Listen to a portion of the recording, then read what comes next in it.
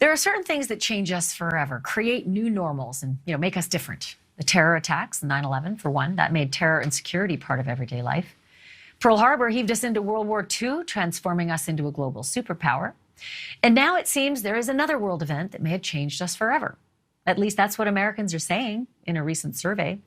NewsNation has run an exclusive poll asking, when do you think the COVID-19 pandemic will be over? And surprisingly, over half of respondents said never. The top line there, never. It's really hard to believe that if you think about it. Look way down at the end, it's already over. That's only 7%. We also asked what people thought was the bigger problem facing the U.S. today: inflation, COVID, or unemployment. And 45% said inflation. Just under 41% said COVID, and 13% said unemployment. Amanda Clayman is a psychotherapist specializing in money issues. Amanda, does the fear of inflation over COVID surprise you? Was there some tipping point I missed? No, it doesn't surprise me. And that's for a couple of reasons. I think it has as much to do with the newness of inflation as it does with the actual inflation itself.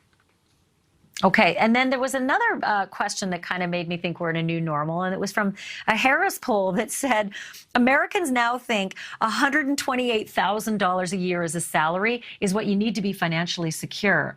And I thought, wow, why is it so high?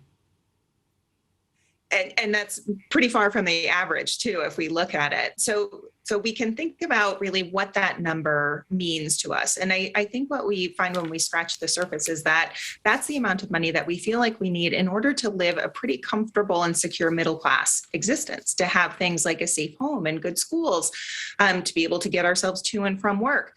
And it's really telling that that number is actually so far out of reach for so many of us. Yeah, because the median income in the USA is just over $67,000. Is that going to change anytime soon? I don't see that changing anytime soon. And so that's where it really behooves us to think about when we hear stories like that and we hear a number that may be so far above and beyond what we see ourselves having the potential to earn. We have to think about, is that a story that helps me cope? Or is that a story that actually inflames the sense of fear and being overwhelmed that I have when I think about my financial future?